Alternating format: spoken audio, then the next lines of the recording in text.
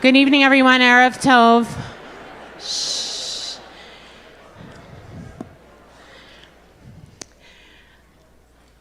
Welcome on behalf of my colleagues, Rabbi Roli Matalan, Rabbi Becca Weintraub, our Rabbi Shuli Passo is in the back, and Cantor Dave Mintz, and our whole team here. We want to welcome you to BJ, whether you're joining us in person or on the live stream, which hundreds and hundreds of people are. We are really grateful that you are here to take part in what we believe is a deeply important and timely conversation. American Jews have long spoken of a big tent, a communal space broad enough to hold deep disagreement while sustaining a shared sense of peoplehood. Today, that tent is being tested as never before. A generational shift that has been unfolding for years has come sharply into focus since October 7th, challenging long-held assumptions about Israel and Jewish identity.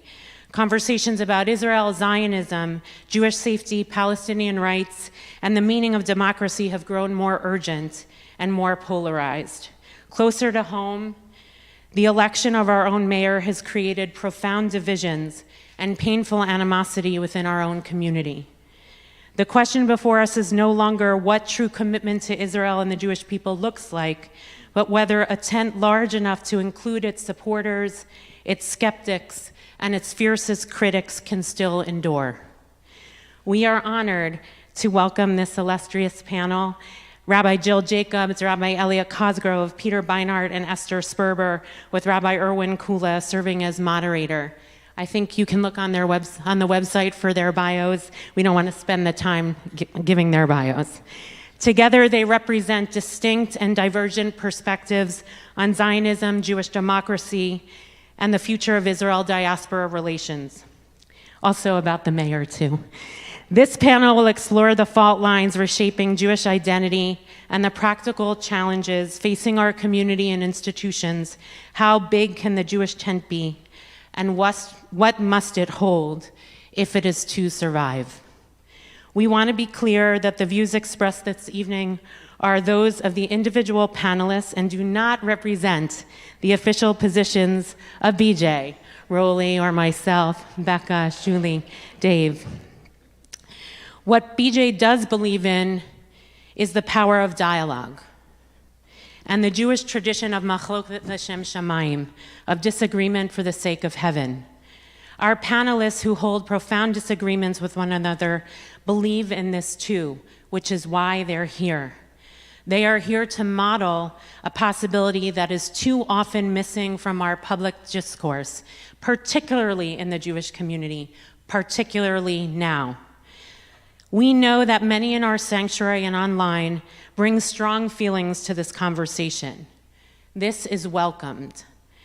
Our hope for tonight is that we each hold our own feelings and convictions while also opening ourselves to listening with humility and curiosity to other perspectives. This is spiritual work, hard spiritual work, but it is the work that this moment calls for, and we must rise to that challenge. We ask that this space be marked by civility and derech eretz. This is not a pep rally for any one perspective. Please refrain from clapping or booing or hissing. This is a sanctuary. I want to say it again. I know it sounds funny, but we've had many events here where that's not the case. And so that is upon all of us to create the sacred space that allows us to listen with generosity, even if we disagree. We are a deeply polarized community, another source of deep pain for so many of us. Tonight, let us make room to listen, to honor the fear, the trauma, the discomfort, and the challenge of this moment, no matter where we stand politically. Coincidentally, the date when all our panelists could gather is today, January 6th. This is a date that tragically will forever stand as a warning of how fragile democracy can be, and how easily rhetoric, fear, and absolutism can erode shared norms. Let us pray that tonight's conversation affirms a different path, one rooted in humility, responsibility, and the hard, sacred work of sustaining both democracy and community, even in times of deep disagreement. Finally, we invite you to pose questions for the Q&A portion of the evening by writing your questions on the note cards that were, I think, on your seats or handed out as you came in. We will begin to collect these note cards at around 7:50, and we encourage you to write your questions down once we are into the conversation so that they are informed by what you have heard from the panel. And now I'm going to turn it over to Rabbi Erwin Kula.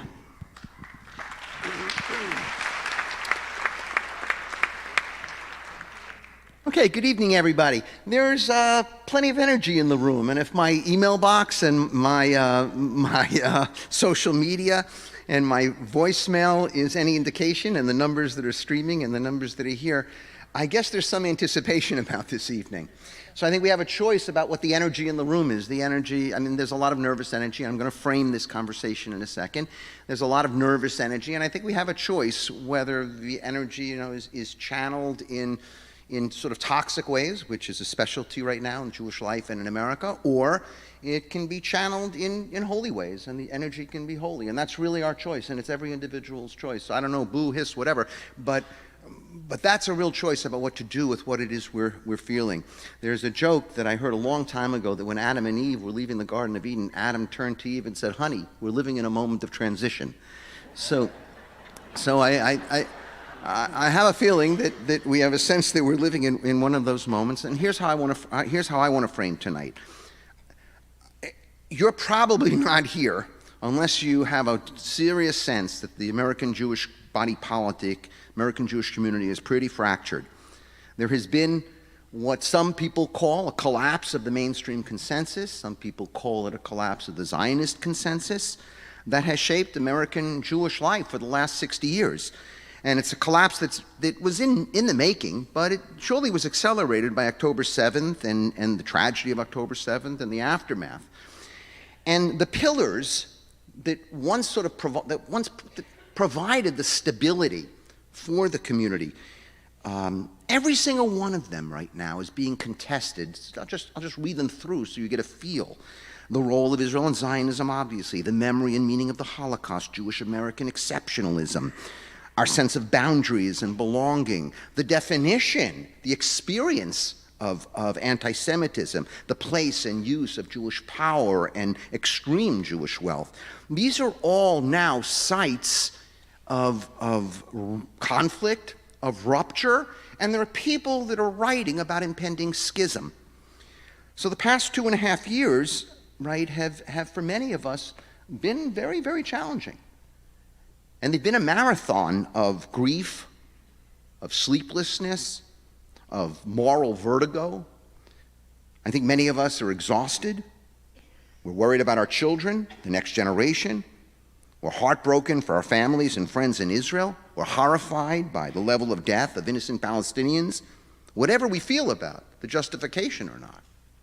The vast destruction of Gaza. We're scared about anti-Semitism, the real anti-Semitism, and we're scared about the weaponization of anti-Semitism and how it's undermining democracy. And some of us are even unsure about the credibility of Judaism as a wisdom and way. The historian Yuval Harari, I don't know if you heard him, he said recently that he considered this period analogous to, its significance to Jewish history is analogous to the Khurban, the destruction of the Second Temple. Now, he doesn't mean that Jews were killed at the same level and that every institution was destroyed and that the temple was destroyed or Israel was destroyed. He's making a claim that the paradigms around which we actually create, right, a Judaism, a Jewish community, a Jewish politics, right, that the paradigm itself is broken. And when a paradigm breaks, there is a Khurban. Now, history will decide whether Harari is exaggerating or not, but we shouldn't be surprised then that we have an event like tonight, a panel, that suggests the Jewish tent is at a crossroads. I want to go a little further than that, because if we're really honest, first of all, there was never a Jewish tent the way we think, but let's imagine there was. The Jewish tent has been shredded. And we need to own that. At a moment in which it feels like many tents in America have been shredded. So of course, and now here I want to surface what all of us are feeling. There's a too muchness to what we're feeling at the moment. There's a lot of fear, there's a lot of anxiety, there's a lot of suspicion, there's a lot of rancor and anger and rage, there's guilt and shame, and there's sadness, and there's loss. I mean, if I would have put those in question, everybody could have answered. Everybody would have raised their hands for every single one. Maybe not guilt and shame, but then you'd feel guilty and shameful about not having raised your hand. And collectively, there's a lot of pain. There's Jewish pain, there's Israeli pain, there's Palestinian pain, there's American pain. It's impossible not to feel unnerved and destabilized and threatened by some part of the fractured body politic. There's some part of the politic that we are threatened by. So the big tent is over for the foreseeable future. We're not getting a big tent no more than we're getting the temple back. So the challenge is how to find a way to move forward with as much self-reflection and moral imagination and humility as Jews have used to get through Churbans, to get through moments of destruction of a paradigm. And the only way to do that is create spaces of vulnerability, because only in spaces of vulnerability can new forms of collective intelligence emerge that are necessary, that can meet the challenge of the day. That's what I am hoping this panel is going to be about, that we can create a space. This is not a debate. I cannot tell you how many people I have to say this is not a debate. The range of the group of people is intentionally chosen. There is no one on the far right here. Oh my God, Gil Troy wanted to be here. I don't even know who that is. I mean, if Kahani was alive, he'd want to be here tonight. That's not what we have. We have 5 people, 4, thought out positions who lead significant constituencies in the American Jewish politic and beyond, and everyone here shares a love for Judaism and a commitment to the safety of the Jewish people, and each is committed to the pursuit of justice and equality and dignity and peace for Jews and Palestinians as a religious imperative. And that is a group under crisis. That's the group under crisis now. And each has a distinct perspective. Last comment. BJ, we're here in BJ in the community. I'm not a member of BJ, but I'm an honorary member of BJ because I love the rabbis and I'm here plenty and I've spoken plenty. BJ is, the community is 250 years old, right? 200 years old. 200 years old. So I want you to take a moment and feel what the soul and souls of the community that hover about for 200 years have navigated. 200 years. They've navigated a civil war. They navigated all forms of poverty. They navigated immigration. They navigated world wars. They navigated depressions. They navigated Shoah. They navigated establishment of the State of Israel. They navigated intense achievement. They navigated a roof falling down. They navigated the rebuilding. They navigated every type of life cycle and every type of emotion hovers in this room. And the community is here, 200, and we have been invited in by this community. So what I'd like us to do is to try to tap in to all of the different feelings. There's not a feeling, there's not a human feeling that was not experienced in the 250 years by all the souls that were part of the B'nai Jeshurun community. And I want to tap into that so that just maybe we can make it safe enough up here that they'll go off script a little bit. I'm going to try. You know, the higher you up as a leader, the more articulate you are, the more the script is so clear. But they can't go off script if we don't create the vulnerable space. And you know what's else important? If you're not vulnerable, all that'll happen here is you'll be affirmed in what you believe, right? You'll be angry about what you don't believe, which is really a waste of time. It's better to watch Stranger Things on Netflix. Okay? So I guess my hope is everybody leaves here, including me, and walk out and say, you know, at least for one thing, you know, I just never thought of it that way. Just one thing. Okay? And I guess we should start with the bracha, right? Baruch atah Adonai chonein hadat. Praise are you, God, who bestows wisdom upon us, because God knows We need a lot of wisdom. Okay, so I want each of you to take 3 minutes or so. You know, we have about 55 minutes. We have 4 people, and I'm actually one of the people, so we have 5 people. We have take 3 minutes or so, and I want you to offer your basic view, sort of, if we were doing business speak, your elevator pitch, which you've given 1,000 times. You've given it to donors, and you've given it on TV, all of you. You've given it to newspapers, but not everybody here sort of has heard that. This sort of pitch, but I want you to frame it with this, and whoever goes first here, it's not fair, I know, but I want you to frame it this way. What's the anxiety? What's the problem? What's the fear? What's the nightmare that you are primarily responding to in your view? Because as leaders, as organizers, we design and evolve our views in order to mitigate some central anxiety or address some problem. Our views don't pop up into our heads. They're responses to something. We can go to Claude or ChatGPT or Gemini, everybody in this room, and can get your views, and I mean this respectfully because I did this, almost better than you can give them. That's where we are. But you know what it can't do, Claude?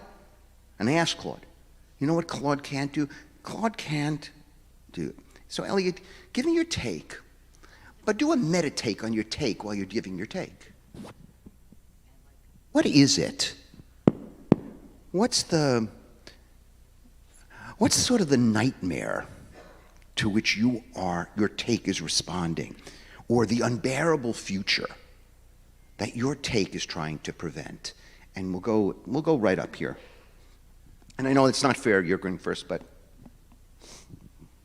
Thank you, Rabbi, and it's great to be here on the west side, on the left side, the right side of the left side. And I do want to say, before I say what I want to say in the 3 minutes I've been allotted, that in my rabbinic career, it's very hard to have rabbinic heroes. And Rabbi Matalon, throughout the development of my career, has been a rabbinic hero and friend of mine. But what is unprecedented is that the succession plan should be to hand the mantle of leadership to a person who is in the pantheon of rabbinic heroes of mine, and that's Rabbi Sol. So I congratulate the BJ community on this moment. So I'll frame my anxiety by way of the Parsha, because every rabbi has to figure out what they're going to say on Shabbos. Moses is Moses. Why? There are 3 prequel narratives of Moses' life story prior to the burning bush. Number 1 is when he sees the Egyptian taskmaster beating the Israelite slave, and he intervenes, and his Jewish identity and sense of justice is triggered in that moment, and arguably that's a moment Moses becomes Moses and worthy of the burning bush. But we know, and I'm going to skip the middle story, the third story is at the well with the Midianites, and Moses intervenes, and he is empathetic on behalf of the stranger, not the Israelite, and that's story number 2. But the most interesting story is a middle story where Moses sees 2 Israelites in a brawl. And Moses intervenes at that moment and tries to stand in the breach, Omed Baparetz, and he stands in between the 2, and it's a muscle group that he is going to have to draw on over and over and over again, that Moses is Moses not simply because he intervenes on behalf of the Hebrew slave, not simply because he intervenes on behalf of the stranger, but because he intervenes when he sees 2 of his brethren going at it. and stands in that moment where he's going to have to do it at the golden calf, when he stands between God and Israel, and calms both sides, at the spies, at other moments in the biblical narrative. That is my primary fear, and that is my primary role right now, that in a moment of time when the Jewish people don't lack for external enemies, we are making internal enemies within our own tent. And I believe that the role of rabbinic leadership and all of leadership right now should be, must be, that we restrain ourselves, as Rabbi you just said, from this need to call the other either a self-hating Jew or self-hating Zionist or whatever label you want to put on one side, and a colonial oppressor on the other side. That we need to find the dialogue, the suppleness, the capaciousness of spirit that allows us, and here I don't know if I differ with you or just a texture to it, I do believe that the tent needs to stand. We need to figure out a tent that is big enough that we can all be housed in it, that we can have an exchange of ideas as we're having here this evening, that we can enter uncomfortable and vulnerable spaces, that as one of the great rabbis of the past century, Arthur Hertzberg, said, you can't affirm your own certainties without engaging with the counter-certainties of another, and that is actually the indigenous rabbinic form of debate and dialogue, of an elu ve'elu, and that truth isn't in the possession of any one of us. And when it comes to the issues of the day, we need to model that in our communities, at our dinner tables, and in our family structures. Thank you. It's really wonderful to be here at BJ. Thank you to all of the rabbis for hosting us and Erwin for facilitating this conversation. I work, as many of you know, with rabbis. Trua, the organization I lead, has a membership of more than 2,300 rabbis across the US and Canada. And so I spend a lot of my time talking to rabbis who are desperately trying to keep together very fractured communities and fractured families. And I want to talk a little bit about that anxiety and where I see it coming from, particularly around Israel, which is, of course, what is fracturing our community. So on the one hand, you have, I don't know if mainstream is actually the right word, or legacy organizations that are trying to hold on to this fantasy of Israel and this fantasy of Zionism that doesn't actually represent what is happening in Israel or in the world. And you have a situation in which many of these legacy organizations for decades have been saying, look, if you want to care about Israel, if you want to be a Zionist, this is how you do it. You have to ignore occupation. You have to ignore Israel's slide into a liberal democracy. You have to defend Israel at every turn. You can't publicly criticize, and anybody who publicly criticizes, or anybody who brings a pro-Palestinian position, or anybody who is Palestinian is automatically deemed an anti-Semite. So you have that voice, and increasingly that side of the community is also saying that in order to defend, it's not even defending Israel, it's defending the current government of Israel and its policies, that they will give up all other values, including democracy. We see a community that's moving away from historic commitments to immigration, to democracy, and trying to, in many cases, curry favor with the current administration, which has no need for democracy. Elliot started us off talking about the Parsha, but actually in order to understand this Parsha, you have to go back to the story of Joseph. Joseph, of course, is the first Jew who manages to get a high position in a non-Jewish court and get close to the leader in a way that saves the Jewish people. It saves his family. I don't want to criticize him, but the thing that he learns, or at least several generations later, that the Jewish people learn is that that closeness doesn't protect us forever, that there's always a backlash, and that's how this Parsha starts. So you have a legacy community that's holding on to this vision of Israel and defending the Israeli government at all costs, including, over the last couple of years, defending war crimes, denying starvation, ignoring the pain and suffering in Gaza. And unsurprisingly, you have a young generation who's never known an Israel without Netanyahu at the helm, or almost never, and never known the possibility of peace for both Israelis and Palestinians.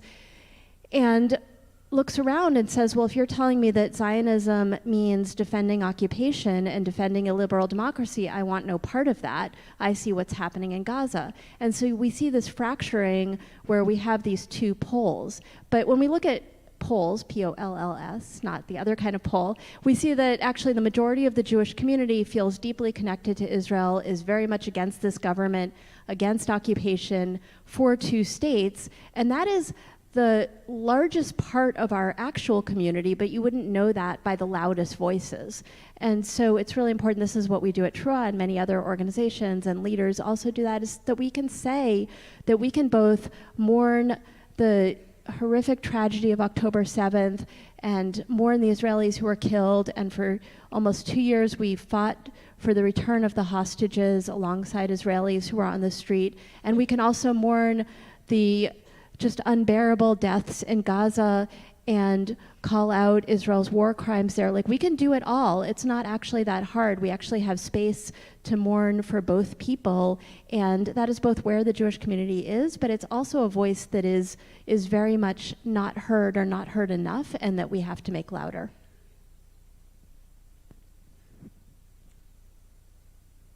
Oh, this is a hard question that you ask. My name is Esther Sperber. I just got back from Israel, and I'm going to really make this the most personal I think I can. I was born and grew up in Israel. I'm the oldest of 10 siblings. Most of them are there, as are my parents. And somehow I happened to move here like all Israelis. I came for 2 years, 20-something years ago. I think there are two things that scare me the most. I think on the most personal level, it's the fact that amongst my very diverse and wonderful and incredible siblings, it's almost become impossible for us to talk about both American Jewry and the views here, and obviously what's happening in Israel. We've kind of divided into, there's me and two sisters who kind of agree. Then there's a sister and two brothers who we can't talk to, and I've actually not unfriended them on Facebook, but unfollowed them so I don't have to see the things that they post, because it feels immoral to not respond when you see something that you think is so harsh and so unkind and so unjust written, but it also seems really kind of pathetic to fight with your siblings on Facebook. And then there are those who are kind of like willing to talk to everyone. And actually, just before I went to Israel, one of my sisters who lives in the West Bank in a really sweet little settlement by the Dead Sea that probably hasn't displaced anyone, but nevertheless, it's illegal in my mind, told me that she feels like she can't talk to me anymore, and has been kind of not answering my phone calls. I didn't realize she was not picking up, not because she was just busy. We did end up having a really wonderful conversation on Shabbat, where both of us were able to talk about why I feel that Israel is going in a self-destructing direction, both morally and politically and socially.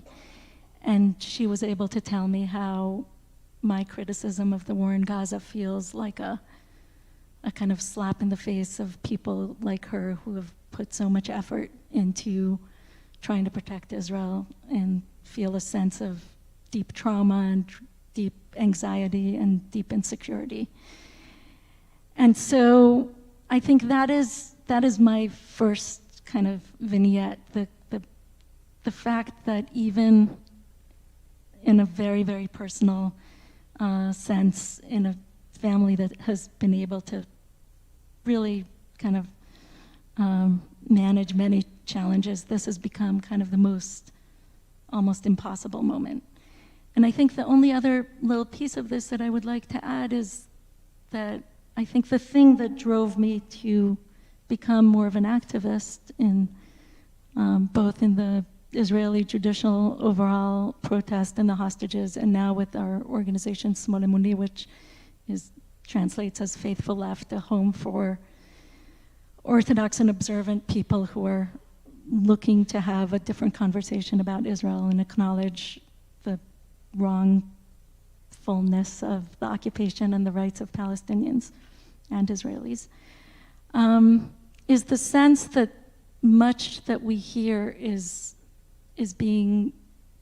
that we hear a kind of admiration of power and vengeance and brutality that is using our Jewish tradition as its justification. People talking about Palestinians as Amalek, a kind of mythical nation that is supposed to be destroyed. My sense is that kind of using Smotrich, and it's not just Smotrich, but that our Judaism has been Smotriched away from us, and that we need to find a way to bring it back into a place that's morally grounded in our Torah and in our kind of democratic and liberal values. Thank you. Can you hear me? I guess just before I answer the question, I want to say that I know there are people in the room here and probably online who profoundly disagree with my point of view. And I just want to say to the person in the room who thinks they disagree most profoundly, I want to say I am so grateful to you for being here. I have such deep admiration for people who go out of their way to listen to views that they passionately disagree with. It's rare. In the Jewish community, it's rare in the United States. People generally like to go to hear people who reaffirm what they already believe. It says in Pirkei Avot, who is wise? The one who learns from all people. And I feel like the person who's traveled the furthest ideological distance to listen is showing the greatest wisdom. So thank you deeply. I guess I have twin nightmares. I mean, the first nightmare is about people I know in Gaza. A friend I know who grew up in Gaza told me about a conversation he had with a woman he grew up with, and she said, there's no clean water. I have no breast milk. My infant is crying uncontrollably. My question to you is, how do I stay sane? Another Palestinian friend who has been working to try to get a group of girls out of Gaza, incredibly talented group of girls. It's one girl she's been working with. There were no sanitary pads, so she used part of the tent, and they have been able to get her out, but she got an infection, has now been sterilized. Third Palestinian person I know from Gaza told me that they had this tradition in his family where they would wish happy birthday on Facebook to all of their relatives. He has dozens and dozens of relatives in Gaza, and he was doing it after October 7th. And he finally got a message from one relative who said, for God's sake, stop. Don't you understand how many of the people you've wished happy birthday to are now dead? So my one nightmare is that when I'm called to account by Hashem, by my grandchildren, I will not be able to answer the question of what I did in this moment for those people and for all the people like them who've been suffering in that way, that I was indifferent, or complicit, and that the community and the people that I love was indifferent or worse. So that's one nightmare. The second nightmare is that I will be left without any community at all. It's very, Shabbat is not Shabbat if you spend it alone. And I sometimes feel like that's my future.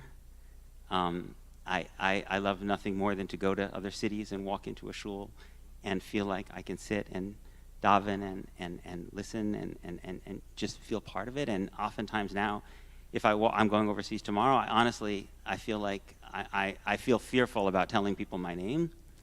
I worry about the consequences for my children, about carrying the last name they carry, and what that will mean for their ability, especially in the more traditional and more observant Jewish communities that have given me everything, that are my sustenance, where I've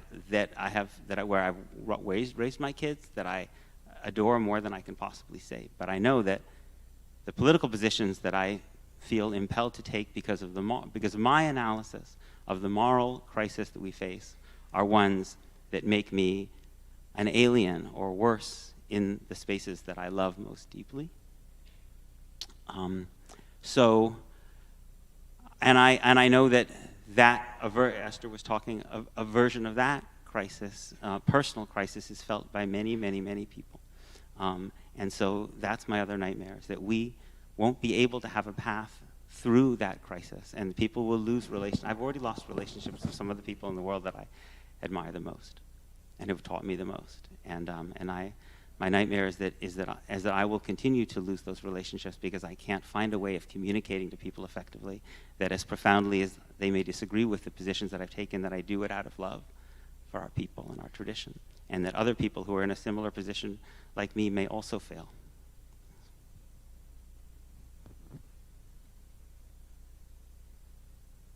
You know, I have all these notes, and they don't matter because now I want to make the conversation live for a second. First of all, can everybody feel, not think for a second, could everybody feel the pain of each nightmare? Okay? And I really mean that. Everybody here is very smart. Okay? Everybody there is very smart. But we've become too smart. Do you feel the pain of what it would really, really, really, really feel like if the tent was so shredded?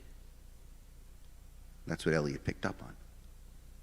So shredded that the internal division was so significant that we wouldn't have redemption, that we wouldn't have a future,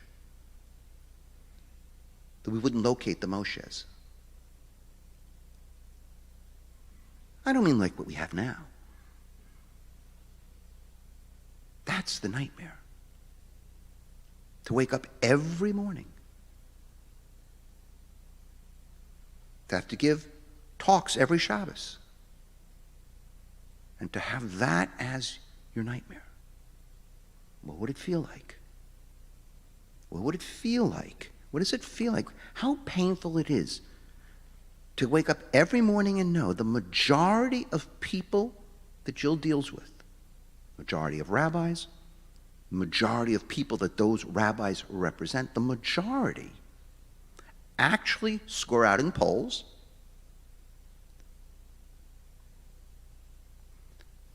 in a way that their voice is not heard in the, and you're right, it's the legacy institution and the donor class as presently constructed in American Jewish life.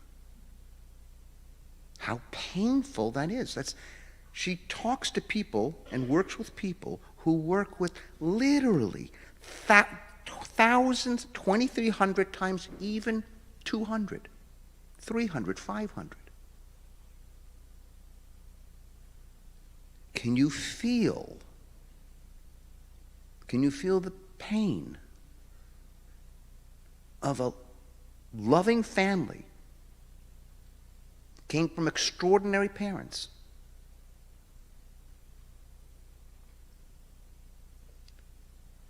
people who cannot talk to each other, who have a more common language, Jewish language, than probably almost anyone in this room?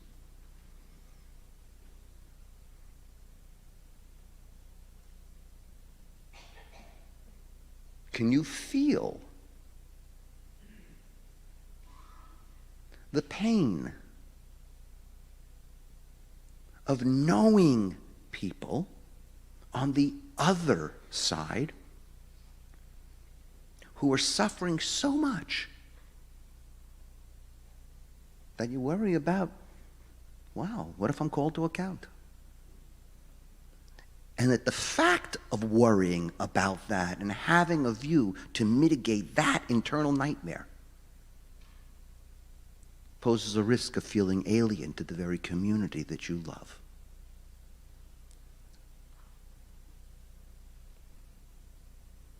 See, until we can feel it deeply, nothing can move. Nothing can move. So now I want a second round, and we'll go the same thing. So Elliot, I get the internal division. I mean, my whole career has been, klal and pluralism, and pluralism in the tent is always, pluralism is tested not when I have to include someone who doesn't like someone, but I know how to hold those two together, views. Pluralism is tested when there's a view that makes me profoundly uncomfortable. In fact, a view that may even disgust me. That's where the pluralism rubber meets the road. I'm curious if there are spaces over the last 2 years, year and a half year, 2 months, where that line for you on the internal division, not for someone else. Like, we know how to include a lot of people who can't include each other. But for you, there's been some shift, oh man, this is testing my inclusiveness or my capacity for big tenting. Right now. Good, go. Not Okay, self-evident to me that I was going to be on this panel. I ask myself actively whether I want to qualify this by saying that words are slippery, and what the word Zionist, non-Zionist, anti-Zionist means to one person, it's different to another person. But for me, to engage in dialogue with someone who is a non-Zionist or an anti-Zionist is pushing me way out of my comfort level. I believe in Shabbat, in Kashrut, in certain tenets of faith.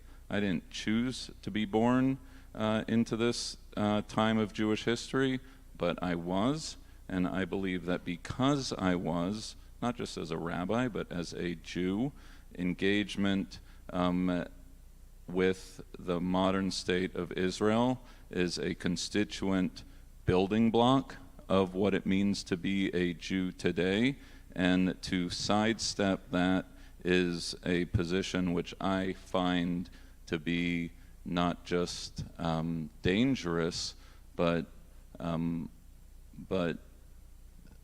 it doesn't make sense to me that one can imagine a world without a Jewish state.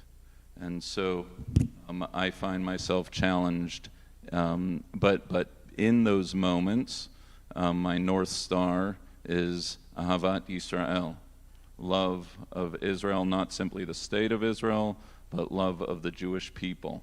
And that is the ballast in these moments, whether it is people to the left of me or people to the right of me, because I am trying really, really hard to work to keep these Jewish people together by my own actions and my own deeds. I am putting myself both with people to the left and with people to the right. I'm trying to understand their positions. I'm trying to maintain a dialogue with those people, and I'm trying to model something that hopefully other people can bring into their own lives. Great.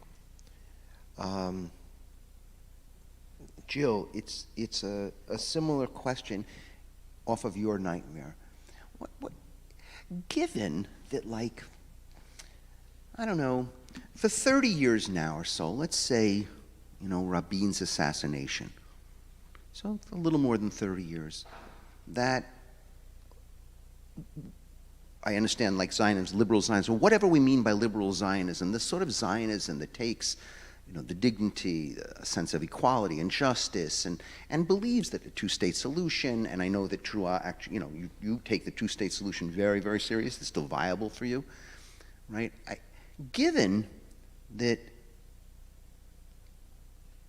by every measure in the last 30 years, liberal Zionism, and I'm in that community still, every position, view, posture, position of power, just about, in Israel for sure, and in America in the seats of power, in the seats of Jewish power, we've regressed. What is it?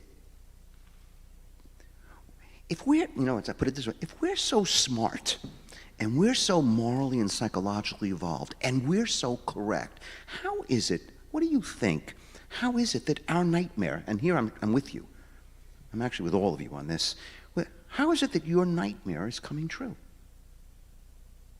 Or how do you account for it, or what do you think about that? I don't mean you're not, but it's heart to heart because we are very similar in where we situate ourselves.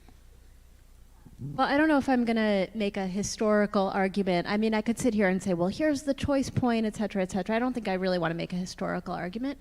But I just want to really stay inside of the question of the Jewish community and to go back, not quite 30 years, but my very first kind of progressive Israel activism was while I was in rabbinical school. I was ordained at JTS in 2003, and I was in Israel the first year of the Second Intifada, 2000, 2001, and the following year, there was, some of you might have been there was a big rally on the Mall in DC. I think it was in the spring, must have been around the spring of 2002, and a group of us from a bunch of rabbinical schools, not just JTS, but some of the other schools, were very nervous about whether to go down. Like the whole East Coast was shutting down, all the schools, JTS was bringing buses, everyone was bringing buses, and we knew that some of what was going to be said there was going to be anti-Palestinian, racist, and we had suffered through, we had spent a year trying not to get blown up.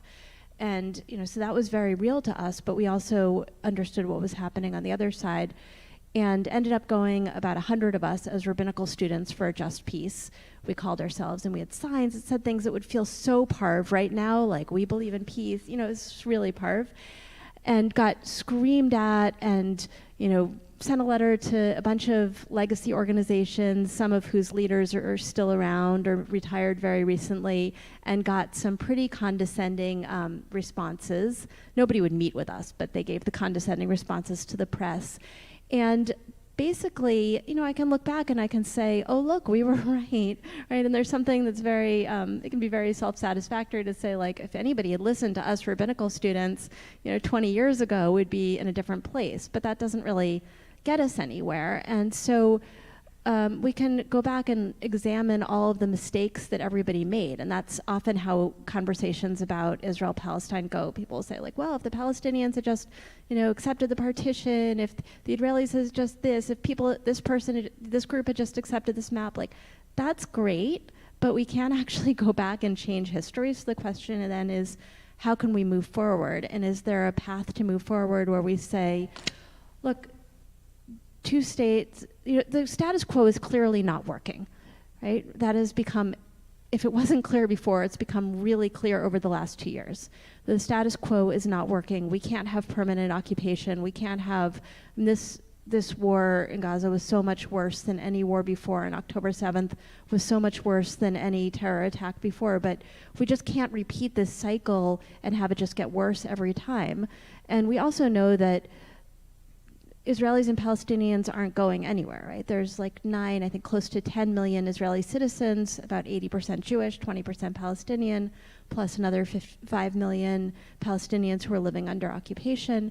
And like they're staying. So there's not a solution in which half of the people leave and go live somewhere else. That's not a solution. There shouldn't be a solution in which one group of people live under the rule of the other group of people. And so then the question is what the solution is. I still believe that the most practical solution is two states. It's the one It certainly doesn't have anywhere near majority support, but more support than any other solution among people on the ground, both Israelis and Palestinians. And the fact that political leaders haven't made it happen before doesn't mean it's impossible. Like, imagine if over the last 30 years, the American Jewish community had put all of our Hasbara money, all of our money that was put into defending Israel and denying occupation and trying to educate students, kids to do advocacy. What if we had put all of that money into civil society and peace building and advocating for a just solution? We could be in a totally different place. And so we can look back and lament what we didn't do, or we can say, well, that's actually a way to move forward. Let's envision what we think is possible and actually work for it. And working for it means that we are not just saying two states like it's some kind of mantra. Like every Jewish organization, Israel organization, even AIPAC says two states. They don't actually mean it because they're also propping up occupation. So how do we not only say two states, but put facts in the ground that will make it possible? I'll have again a similar off of your nightmare. Esther, if over the next 12 to 36 months, and this isn't to depress people, this is so that we understand the seriousness of the crisis in liberal Zionism and faithful left, because that's not liberal Zionism, but it's a particular kind of Zionism that is different than a smoke-stretched Zionism, okay? Because that's where the crisis is, right? Ben-Gvir's not getting up in the morning and saying, there's a crisis in my Zionism. By the way, isn't, and I don't want to use American Jewish names, and I know a lot, mostly, so isn't many American Jewish legacy leaders. They're not saying there's a crisis the way we're talking about this crisis. The crisis is because there's something that we're going to have to organize around at a much higher level if the form of Zionism and the viability of the sorts of things that at least Elliot, and we're going to get to you, Elliot and Jill and Esther are talking about, that we're going to have to ratchet up and think through at levels that we are not yet at. And it's going to be very uncomfortable. That was Elliot's discomfort. We're going to have to go places and make sacrifices at levels that we're not prepared to make. So here's for Jill. You're doing something that seems to be really, really difficult. Esther, I'm sorry, because I'm looking at Jill. It's something very, very difficult that in many ways, the belly of the form of Zionism that is both the strongest form of Zionism right now in Jewish life and the most enabled in the American scene. You're trying to say there is another religious way. By the way, I meet Christians who are trying to do this in white Christian nationalism, right, every day. Really not so easy, right? Observant, frum Christians, right? Working to try to create a different form of Christianity in America that has real influence and power. If in the next 12 to 36 months, their election happens and actually, a right of center gets elected and it's not creeping annexation, but it really is annexation, and it's okay, and we can understand how it would work in America. I mean, after all, we just invaded Venezuela. Annexation is nothing, and you could see it happening, and it's it creeps upon you, and we're there 36 months from now, that actually there's some red line. I don't know what that red line would be for you. I don't know what it would be for any of us. That red line is crossed where, wow, even for me, there's a red line. First of all, could you imagine there is a red line that you would say, you know what? This can't work. Or is your faith statement that no matter what, I'm staying in the game? And I know that's a hard question, but I think we have to go there to probe. You have to do it. We have to probe where our edge is. So either we're so damn frightened of that edge, because that edge may be Peter, that we're so frightened of that edge that we ratchet up our level of engagement with the reimagining of the form of Zionism that we think has the moral and deep moral credibility, right? So I guess the question is, could you imagine 36 months? Is there a line for you that would say this, wow, no, this is what happened, or that is not even conceivable? Or I think before I go to that line, I want to stay one more moment in in uncertainty and in that moment of anxiety, because I think part of what we're talking about here is, for me, there are two different levels. There's a political question, which is the question of what happens in the land of Israel, what happens to the Jews, what happens to the Palestinians, what kind of political structure can work and give equality and justice and freedom to all those people. That is a question that Jill has much more confidence, and I think maybe Peter has more confidence than I have. And I'm willing to say that I'm not sure how we solve this political problem. What I am very sure about is our moral obligation. And I am sure that what is happening now is wrong. And I'm sure that part of the problem was that we never were willing to confront the somewhat paradoxical image that we want to have of a Jewish and democratic state.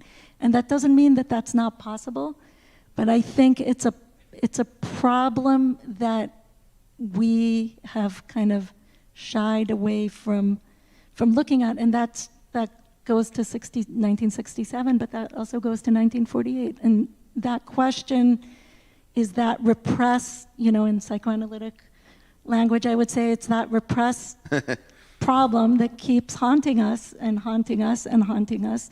And until we are willing to have a conversation about it, I think we're going to remain in this kind of repetitive nightmare.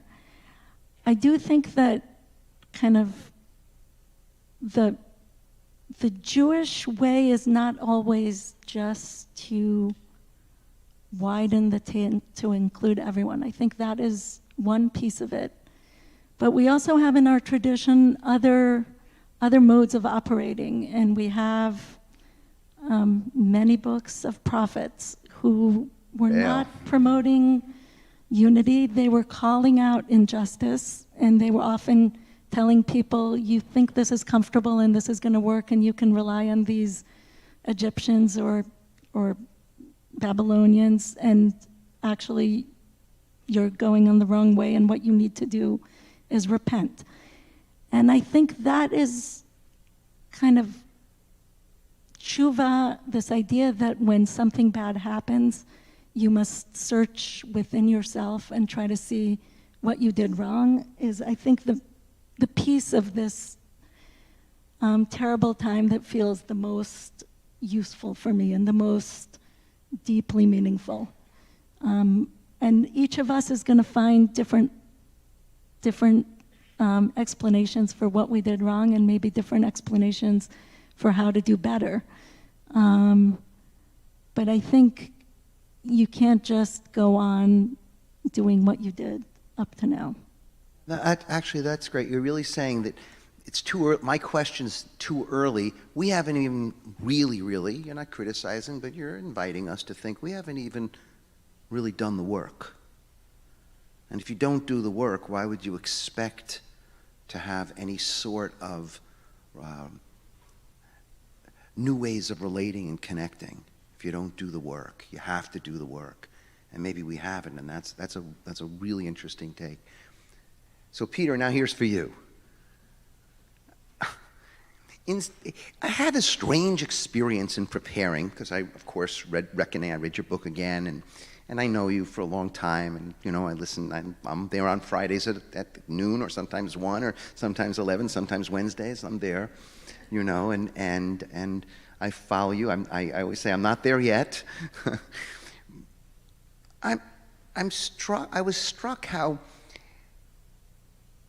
you're actually much more threatening. You may get more threats from violent people on the right, but you actually are far more threatening if my conversations and emails and with people, since it was announced I was moderating this, you're actually much more threatening to good liberal Zionists.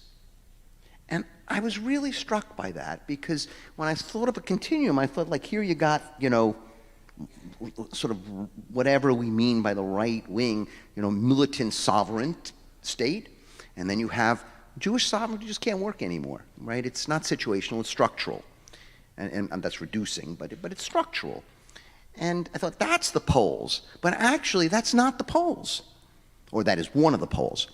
Another pole is, there's nothing more threatening to liberal Zionists than someone who says, you're not viable, in a nice way, you're not viable anymore. And I don't know if it's because you've given up faith. You know, when the house is burning, do you walk away from a house that's burning? And, you know, I'm saying this all out of love, right, and deep respect. Do you walk out of the house when the house is burning? Or is that the wrong metaphor? Right? Or what you're doing is you're actually spraying water on, but the water, when the hose hits you, is cold. And it's not the house is burning, it's that we need to get our attention, and you're doing that. So I want to ask you this. You've traveled the country probably more than any Jewish thought leader, not the country, actually Europe too, and Australia, and so you've been in a lot of places. You've traveled more in the last, since your book, you've traveled more than probably any Jewish thought leader in the much more than recent past. You've spoken in more Jewish communities. You've spoken, I mean, I see you on CNN, we all see you on really one of the few Jewish thought leaders in the public space, and Jewish, out of Jewish thought. It's not out of only a political progressive tradition. I'm curious is there anything that you've learned in how you communicate, and you're a communicator, you're a writer, how you communicate that, you know, prophets if you are a prophet, prophets are never heard in their own land, and they actually die alienated. And they die alone. Luckily, I'm not a prophet, right. then. So luckily you're not a prophet. But on the other hand, their message lasts a long, long, long time. We're still chanting the Haftorah. Is there anything that you've learned in communicating with more people than probably any Jewish thought leader, right, in America over the last 2 years, about your own communication that might be more effective in getting liberal Zionists' attention and not enable? I mean, I think this thing that strikes me again and again is how limited my capacity is to change anybody's mind. And I think that could spring from all kinds of deficiencies in my own speaking and writing. But I think a lot of it is ultimately that what happens is the conversation becomes a conversation about the Palestinians. Why are they doing this? What would they do in this circumstance? How do they think about things? And I'm not a Palestinian. So sometimes people kind of want me to speak for Palestinians, but it's absurd. It's absurd, right? And so I think the thing that I'm reminded again and again and again is that if I can play any role, the most constructive role I could play is to nudge people a little bit to listen to Palestinians. Because it's only the experience of listening to Palestinians that can start to give you the information that you need to make these decisions about policy and future. And I also think it's only listening to Palestinians that makes people confront their dehumanization of Palestinians. Because I think that one of the most powerful experiences for many Jews is listening to Palestinians and thinking, this person doesn't seem like they want to kill me. This person seems just as committed to life and to the values that I cherish and is every bit as smart and thoughtful as me, and I am surprised by that. And what does it say about me that I am surprised that this Palestinian is every bit as human as I am? And I can't create that experience. The best I could do is just to nudge people to say, have you thought about inviting a Palestinian speaker to your shul, or your Jewish day school, or your community center? Have you thought about assigning a book by a Palestinian writer? So I think that, to me, it's the ball game, really. And I would say, I do think one thing that I find hard sometimes is to be constantly told that I am naive about Palestinians. And then to ask people, the people who tell me again and again, I am naive, dangerously naive, right? Genocidally dangerously naive. And I say, I am working with very imperfect information. I recognize I'm not an Arabic speaker. I have lots that I know. In fact, one of the things that strikes me again and again when I talk to Palestinians is how little I know. But I will say that I talk to Palestinians on a continual basis. Many Palestinians. And so I turn to the people who say, you are so naive about Palestinians. And I say, as gently as I can, as kindly as I can, how many Palestinians are you talking to? You know? And I will say that for those people who think people like me, who believe that Jews and Palestinians can live safely alongside each other, equally under the law, based on the principle that if all human beings are created equal in the image of God, the political corollary is that states should treat people equally under the law. We can have special bonds and loves and affiliations to our families and our communities, but a state is a different thing with its brutal coercive power, that the state should not create tiers of people based on religion, race, or gender or ethnicity. And we are fighting that fight in the United States for people who want America to become a Christian and democratic country. And I think the crisis that we are facing, that young American Jews are forcing us to recognize, is to ask their parents, how can you be fighting against the idea of ethno-nationalism and a Christian and democratic country and simultaneously be defending the principle of ethno-nationalism in Israel, Palestine? Because if you sacrifice a principle when it matters most, you don't believe in the principle. And the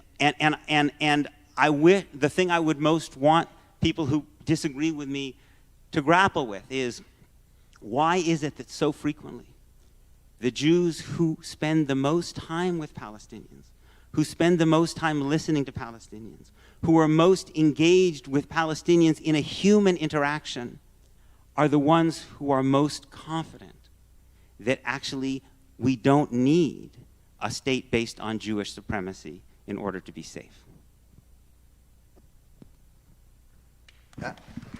Okay. No, don't do that. Don't do that. Do this. If you applauded, it's like this when you read a text. So imagine this is a text. When you read a text, like a Torah text, so unfortunately, we tend to read the text, and what comes out to us is what we agree with in the text, right, first. So some character, we say, oh, that character, Cain and Abel, oh my God. We go, yeah, oh my God, Cain, oh my God, he killed Abel, terrible. And you identify, right, with the good character. You have good, bad, and you create a binary, and you identify with one and disidentify with the other. But it turns out that's the least interesting way to read a text. Whatever you identify with, if you want to grow, you have to disidentify with and turn it to an object so that you could look at it and see, why is it that I was attracted to that? Why is it that sort of turned me on? Why is it that I can't? Why is it that I hate Cain? Right? The more you disidentify with the Cain and the Cain and Abel story, the more you are Cain. right? But it's hard to identify, it's hard to identify with Cain. But the thing about Abel, he's dead. So it's not so good to identify with Abel. Okay, so when you want to applaud, what you want to say is, my applauding is actually blocking some growth, even though I do agree. You don't have to change your mind, but it's blocking some growth. And if you want to hiss and you want to boo, it's okay, I get it. Okay, I mean, I hate the Boston Celtics. Okay, so I hate them. So You may have just hit the limits of my tent. yeah, good, perfect. So when you want to boo, it's okay. It's okay. I mean, don't boo because we were told not to boo. But remember that the reason you're booing is it is some form of defending against something that's very painful that you need to sort of get at if you want to grow. And that may be a real key to the ability for whatever we mean by a form of liberal Zionism to be able to reimagine itself, right? And so I want to. Is it yeah, okay? Please. Can we dialogue with each other? Yeah, go. All right, because I'm concerned, because this is a public forum, that me sitting here quietly would signal Affirm. assent with anything that's being said here tonight. Good. And no. Let's all play by the rules, but I want to do it in the spirit of dialogue here, because Peter,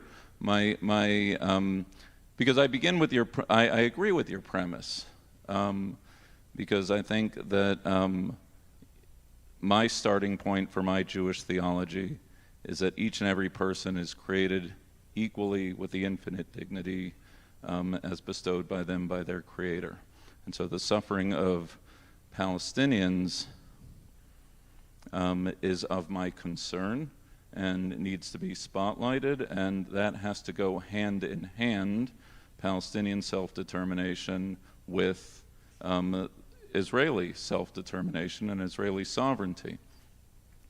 I guess my concern, and we've spoken about this before, is a non-Zionism, anti-Zionism view would be co-opted by others, concede the language to those who actually seek harm to the Jewish people, and most of all, because I believe, tactically speaking, that this was indicated by Esther and Jill, that you make change, effectuate change from within the tent.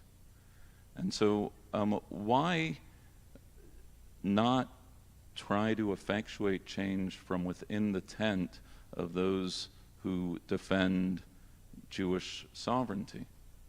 And what's the pivot? There was a moment where, because you were inside the tent, and there was a moment, I think, that moment, which is coming for more and more young people, and that's a scary thing, right, for many of us, that moment came for you when you said, you know what, I'm not in this tent.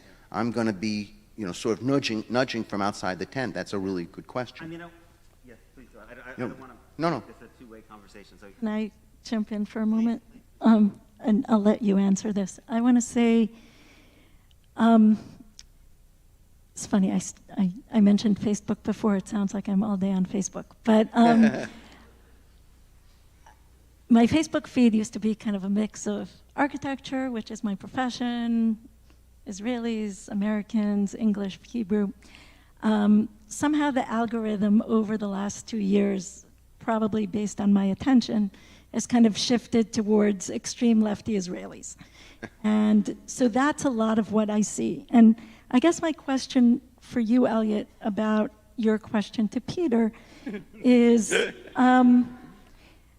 it's not a big group, but there is a legitimate kind of strand of Israeli, I don't know if you want to call it Zionism because it's a complicated word, but of Israeli political thought since 1948, and definitely in the last few years, that sees a kind of Peter-esque solution as the more logical one, given that there are 700,000 Israeli settlers in the West Bank and nobody is moving, and this should just, I guess my question is, if there are people in Israel, both Jews and Palestinians, who see this as a legitimate political stance, why is it illegitimate when Peter says this? Or do you just think the belief that Israel has to be a Jewish sovereign state is kind of an article of faith that can't be questioned? Okay, so first, Peter, you respond first, and then you'll hear both, and then no, and that's okay, Elliot. And this is good. This is good. This is good. It's why outside the tent. I spent most of my adult life, as a liberal Zionist who supported the idea of partition. I think what forced me to question that, if I had to put it in the name of one person, it's a man named Hassan Hamimi, who often comes to my calls on Fridays. I often see him as the first. He's probably in his 80s now. He and his family were forced out of Jaffa in 1948. Beautiful, beautiful older man. Reminds me in some ways of my father, of blessed memory. And I have to look him in the face. When I was a liberal Zionist, I didn't have to do that as much. I was really almost always only in Jewish spaces. And in Jewish spaces, it's not so hard. You say, listen, you got to move on. You got to move on. You move on. Bad things happen. People move on. You have to give up on the desire in his case, to go back to Jaffa, to the place where he grew up. But it's harder when you look people in the eye, and you see that his love of that place, his desire to be able to, I don't know if he wants to live there, move there permanently, or just be able to go back and forth and be equal there, or whatever, have the ability that we have to go back, that when you look someone in the eye and you see that his love of that place is absolutely every bit as deep as my love of that land. And then you say, wait a second, I'm telling this guy after 75 years to get over it? I mean, we are telling a group of people to get over it? We who nurtured the memory of this land for 2,000 years, we are the world champions of not getting over it. But I have to tell him to get over it. I have to tell him, sorry, Hassan, you're not going to be able to go back to Jaffa before you die, because we have to maintain a Jewish majority. And if you come and your kids come, it could go down. It could get to 75% or 70% or 65% or, God forbid, 49%. And, Jews have to rule. And then I hear myself and I feel like I am in a company of people and part of a discourse that is not the discourse that reflects my basic values. And so I think that's why I went off the derech.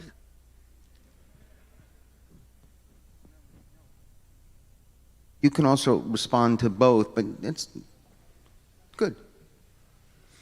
I do take it as an article of faith. Yeah. I'm a believer. I believe that,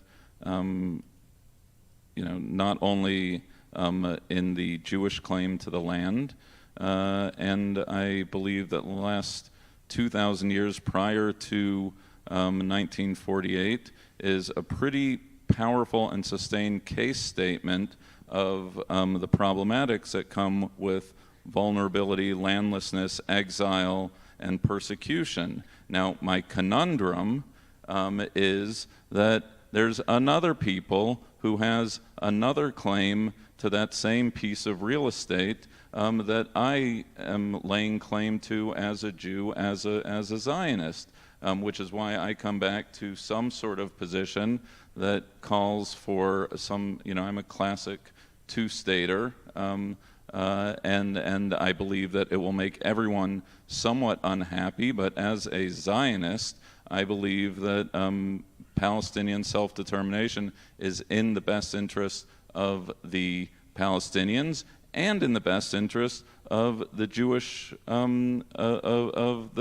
Jews. And I think that in Israel, on any given Saturday night or on any given moment, there are thousands, sometimes hundreds of thousands of people who are expressing their dissent with the Israeli government as an expression of their love of country, no different than I do as an American. So I think that tent can be a very expansive tent that's capable of housing a plurality of opinions as to how Israel can lay claim to its values, which are more elusive than ever, of being a Jewish and democratic state, but that remains the vision, and that's what I work towards.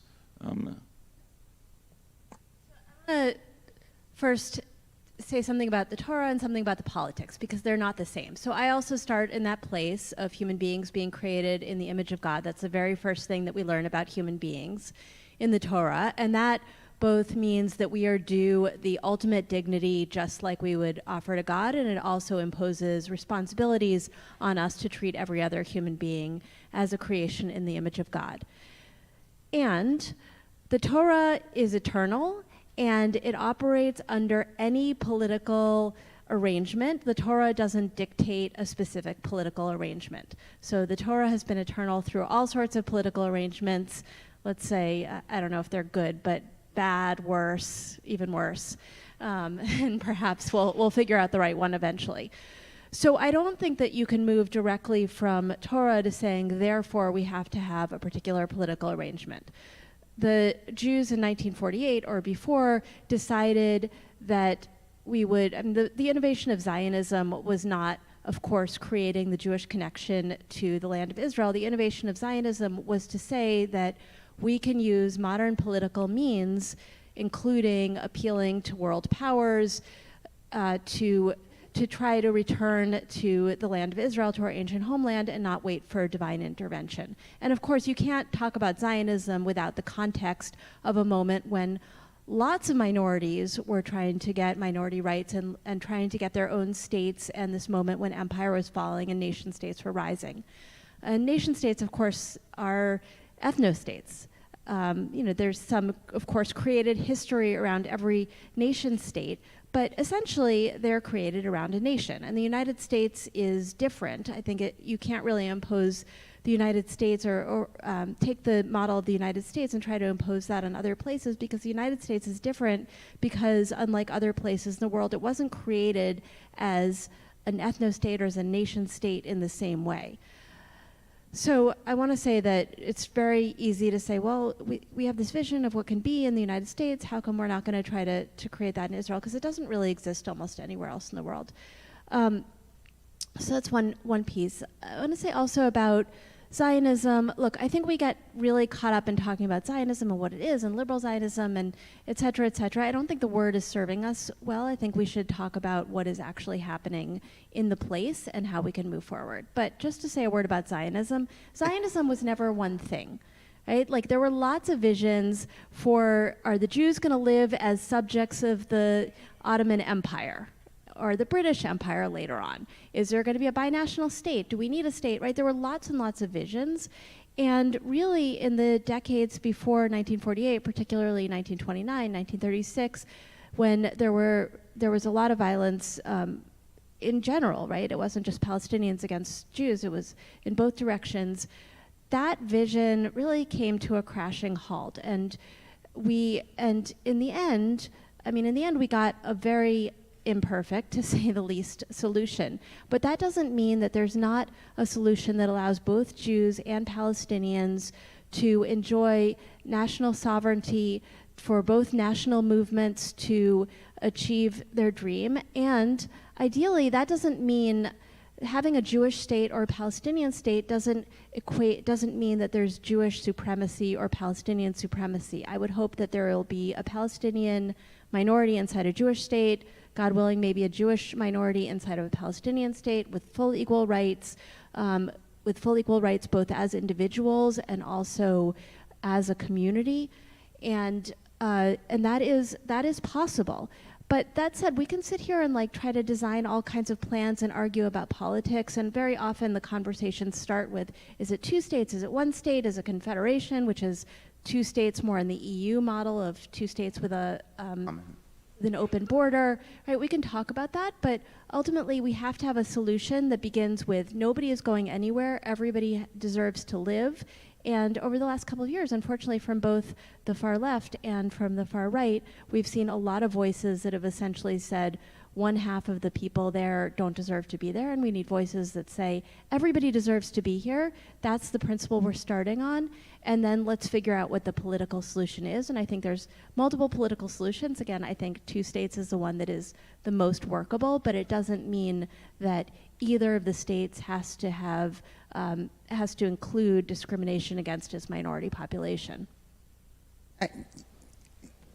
I want to stay on American Jews. I'm struck that I remember Rabin coming to AIPAC right after right after the Oslo Accords were signed, and Rabin got up, and I was at that AIPAC conference, and he basically said, "You're not I don't really care what you think. You're not really serious people to me. And with the strongest we've ever been, we're going to make peace now, and I don't care what you do, and you have no power anyhow." And it was a very unnerving thing for the AIPAC crowd, that moment. And then I remember a book, I forget his name right now, Walter, who wrote, he gave the history sort of Zionism in America. And what? No, Walter, oh God, it's his historian, American historian, doesn't matter. And he wrote how actually Jews have had very little impact on the American political attitudes towards Israel. Israel's been very important for a whole variety of reasons, but that actually we haven't been as important as we think relative to. So I want to stay on America, and I want to do 2 last questions, okay? Because we have very little impact. One is, and this is 3 of the 7 questions that came from young people, and essentially they say, if Zionism means, whatever Zionism means, what's going on in Gaza and everything that's happening there, and I don't see any examples of a better Zionism, how should I be expected to believe in a better Zionism if all I see is violence, et cetera, et cetera, et cetera? And I want to put it this way. There's something happening in which there's a sort of return of what I call the usable past. And Esther, or Jill, you mentioned that there's been a lot of form of Zionisms. There's a lot of different ways of thinking about what it means to live on the land. I mean, we can go through the Walter Benjamins and the Hannah Arendts, and now we can go through the Satmar and the anti-Zionist religious part. There's so much more parts of the usable past the past that are usable. There are 2 books recently that I think have been very important. Shalom Agid's book, The Necessity of Exile, and David Kramer's really, really important book, and David I know is here, Embracing Exile, which I really encourage everybody to read, where we're recovering a different way of telling the story. That diaspora and exile, it isn't all about that we're the persecuted and we're vulnerable with that. It's much more complicated than that. I mean, especially if you read Kramer's book. And the necessity of exile, that's from a more theological, how central the experience of exile has been in the very development of Judaism itself, and how essential it may have been, and that history is contingent. So I'm struck that as that explodes, and it explodes, obviously, young people read it first, a lot of these things, because academics put it into the curriculum, that our young people are going to see a much wider range of the Jewish past. I even, my daughter went to Michigan, she had a Palestinian friend, so this whole thing of meeting Palestinians, I didn't meet any Palestinians, right? I'm 68 years old, I just turned 68, so I still think I'm 67. The next generation's meeting Palestinians in a way that I didn't, that maybe you didn't, but now do. What do you say to a young person who says this, that if Judaism is going to be, if Zionism is going to be a faith statement of Judaism, that it's going to be inextricably tied together, and that's the only way to be Jewish, and there's what do you say? What's the X you would offer a 25-year-old tonight or listening that, hey, I just don't see myself in your map? And a lot of generations do that to other generations. I just don't see myself. I appreciate your faith statement. I appreciate the viability, that you think this viability of the two-state solution. I appreciate that there's an enemy there too. I appreciate the different, but you know what? It ain't my map anymore. What's the X that you would say that keeps the person in not your tent, because it's not our tent anymore? If it's going to be a tent that includes people with whom we disagree a lot, it's not we're not opening the tent so other people can come in. It's other people saying to us, I don't care so much about your tent. That's what sort of my nightmare, my nightmare is Judaism becoming, I have a little of all of your nightmare, but my nightmare is just looking out and saying, your tent is ridiculous, and your tent is immoral, and your tent is what?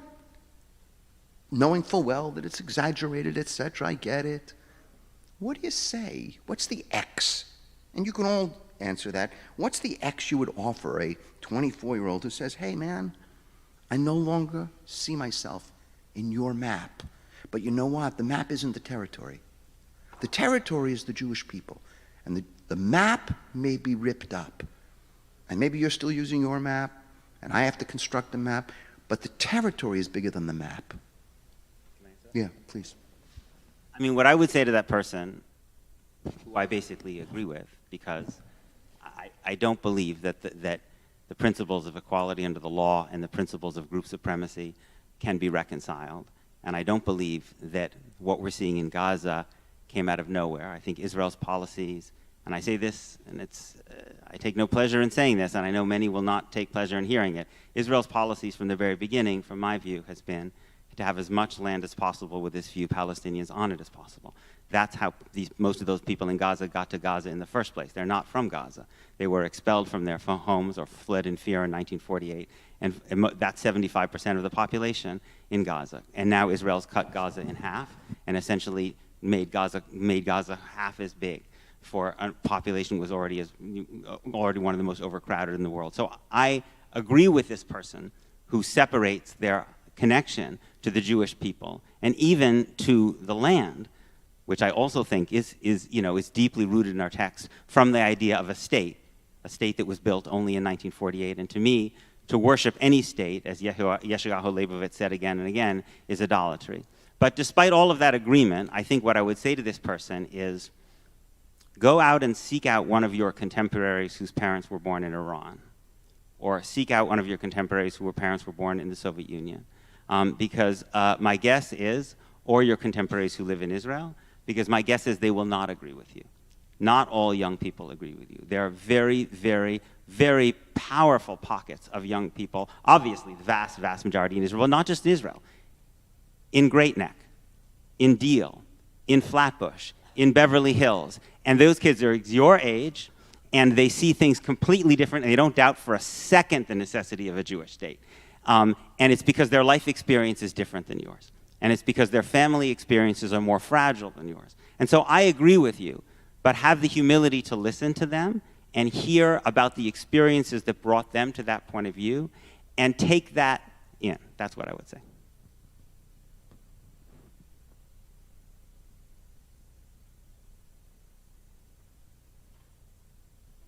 I think there are two responses I have to this challenge. I think one is kind of remembering what Rabbi Jonathan Sachs said about the idea of being a chosen people, which is that it's not a privilege, it's a responsibility. So I think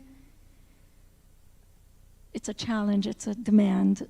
I think you could flip that to the question of a Jewish state or homeland for the Jewish people.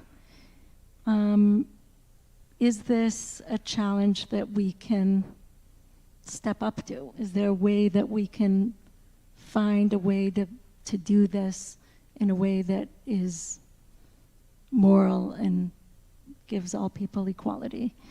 But I don't think we can shy away from what we've seen in the last 2 years, and the last 2 years are kind of magnification of a dehumanization of Palestinians that has been kind of growing within Israeli society, and also, I think, kind of affected the way Jews around the world look at Palestinians. And so I think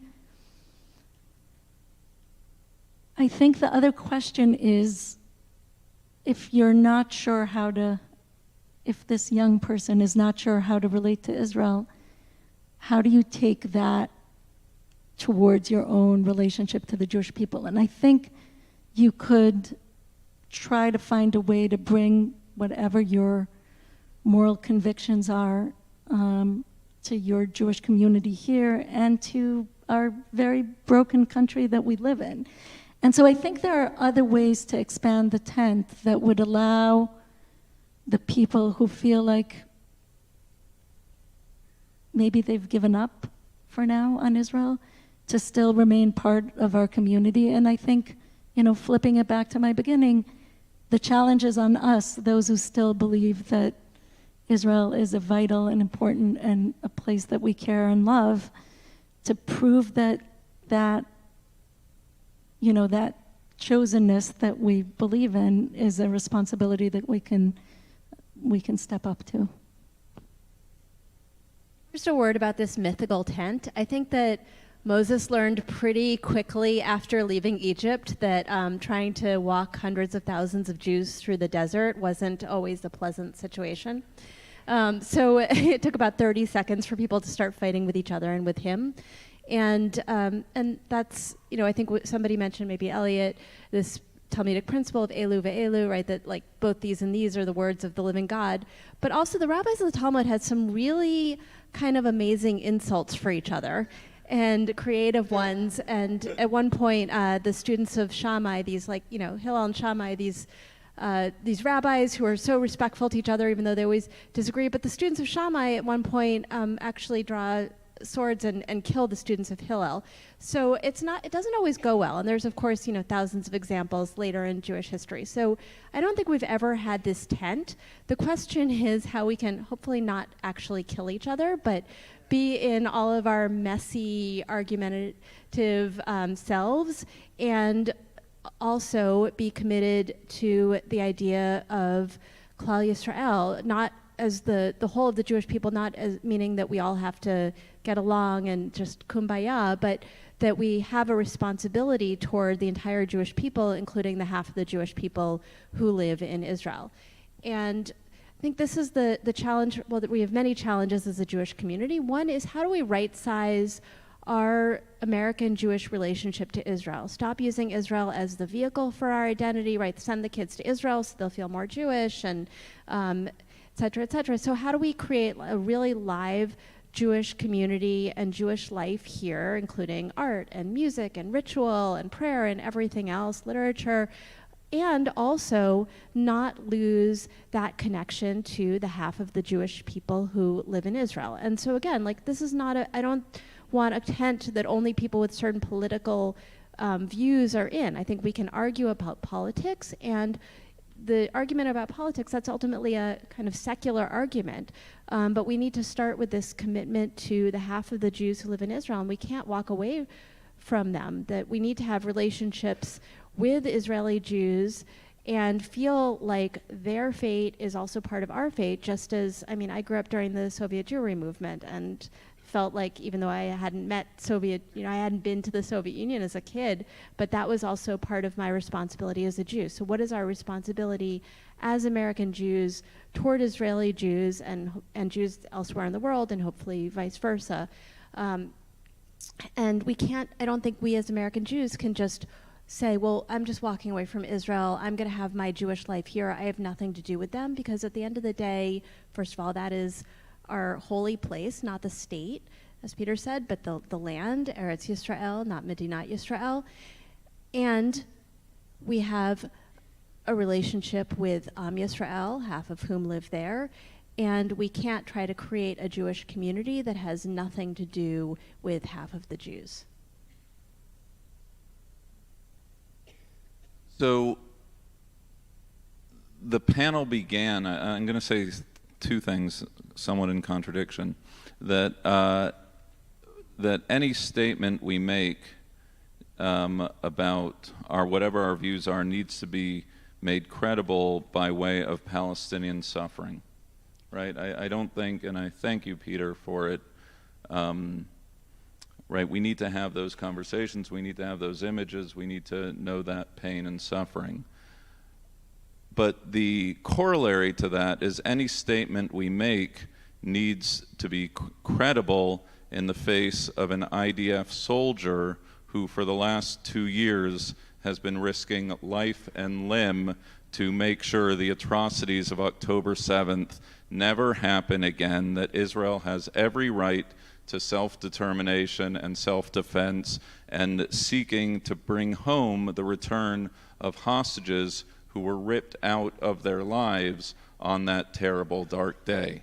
And a soldier, as my nephew, as other soldiers that I've spoken to who are fighting a war against a terrorist Hamas organization, who are using innocent Palestinians as shields in their efforts to fight urban warfare against Israel at that time, which is not to excuse any misdeeds committed by the IDF over these few years of warfare, but to simply have the conversation framed from Palestinian suffering leading to genocide and war crimes is to miss a rather big middle ground that exists in between those two. And so I would urge...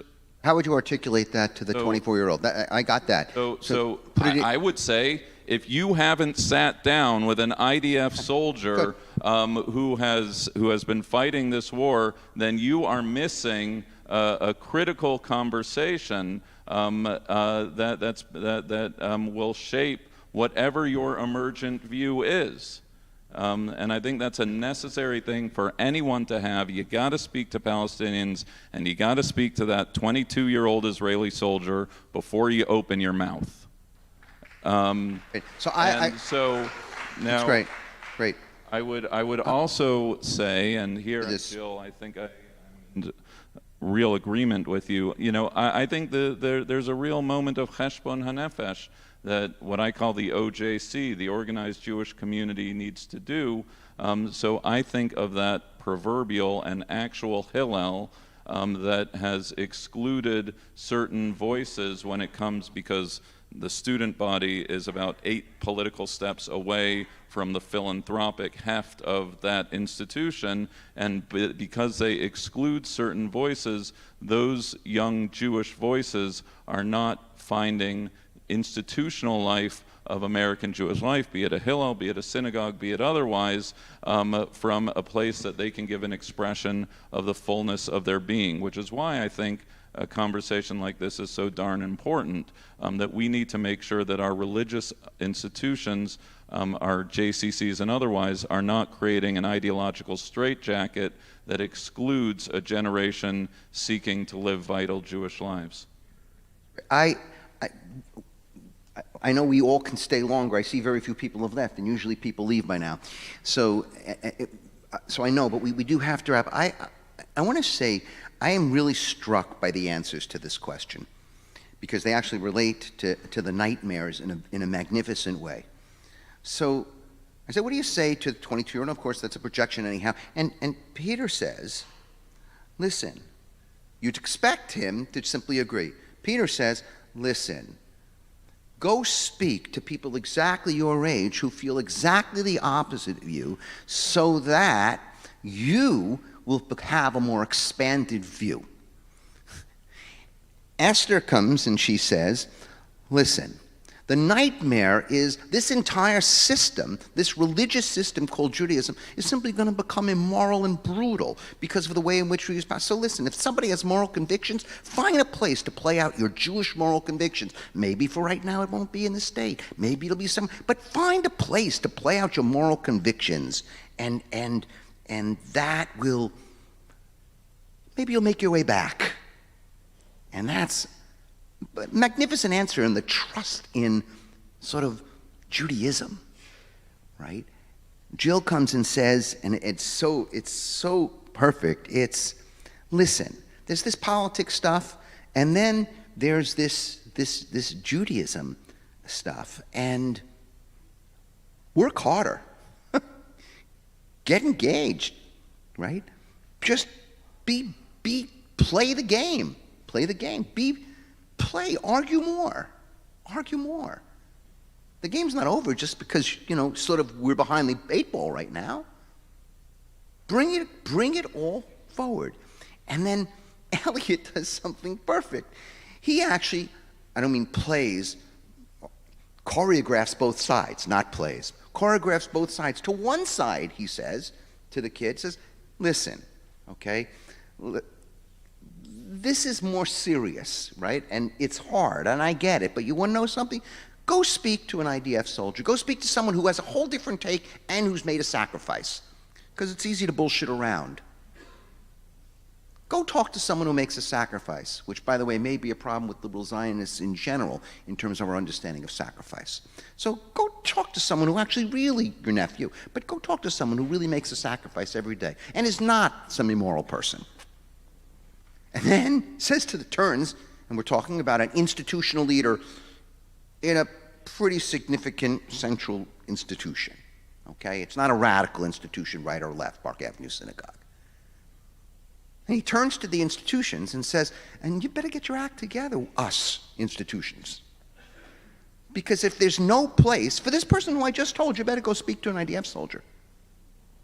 If there's no place, and by the way, you should read, there's an article there's something even you spoke about, you talk about sitting next to your kid, your daughter, in an APAC conference, very, very moving. I'm sure you can Google it and find it. That we better get our act together. That's the model if we are going to wander together. That is one of the big metaphors, right? One of the large metaphors in our system is wandering. And so I'm going to close with this. You have an image, we wander, and sometimes you wander out of necessity, and sometimes you wander out of a seeking, of the truth. And I don't expect anybody to leave this room with a solution. We're the last people who should be into final solutions. And I mean it. I mean it. What if actually there is no immediate solution for the foreseeable future? If there's no immediate solution, then American Jews should take these 4 people very, very seriously. They should take an Eliot very seriously. Those of us who are institutionalists, we better get our act together. Those of us who talk to young people, we better get our act together and think very much along the lines. We better think like Jill. If we really do think the 2-state solution is still viable, right? If we really do, we better work hard. We better work hard. And if we really do believe that Judaism is fundamentally a tradition in the pursuit of equality and justice, and that it is anti-occupation, and Judaism cannot become one more brutal religion. If we really do think that, then anywhere we play out the moral inclinations and the moral sensibilities, and if we really, there's not going to be a solution in the near term, then it may be that disagreeing with Peter about the outcome, because the chances of seeing a 1-state, 2-state, 1-state all Jewish, 1-state not Jewish, confederation, binational, the chance of seeing any one of those solutions in the near term is probably not high. Which means the critique needs to be separated from the discussion or the argument about the outcome. The outcome we'll see, but it may be the critique is a very significant critique for those of us who are not happy about the way in which American Judaism relative to Israel, American institutions, the way in which we're operating. If we can open up that much, and we can tolerate the discomfort that we were able to tolerate today, and we can do that with each other, we have a chance to wander together a little more successfully. And that's my hope and my prayer, and I thank all of you very, very much.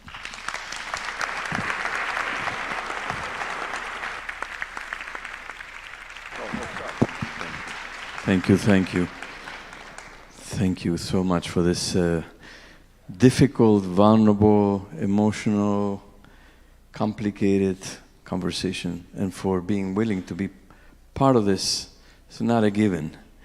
It's not a given. Thank you, Erwin, for guiding the conversation to places that are not obvious. This was not the typical conversation one hears. And so I'm really, we are very grateful for you being here, for everybody being here, being open and willing. And so just a couple of things that are coming up for BJ members. Raise your hand if you're a BJ member. You're invited to participate in a follow-up community conversation on Monday, January 12th, which is next week, between 6 to 8, in person here. Or on Zoom, and there are many BJ members who are on Zoom as well tonight, on January 13th, which is Tuesday, between 7 and 8:30, that will be on Zoom. If you are interested in either of these conversations, community conversations, to follow up on what happened today and to model as a community dialogue and listening to each other openly and generously, please go to the BJ website and register. There's going to be a follow-up email. In that follow-up email, you'll find the possibility to register if you're a BJ member. You'll also find the link to the recording of the conversation tonight if you want to review it. The conversation will be available as well after tomorrow in the YouTube channel of BJ. You can find it there, along with many other BJ recordings and videos, including the previous presentations of this series at a Crossroads. Finally, if you want to find any information about BJ, go to bj.org. And there's a lot there and a lot coming. And thank you for being here tonight. The next presentation of this series will be with Tel Aviv Review of Books, a date to be March 12th.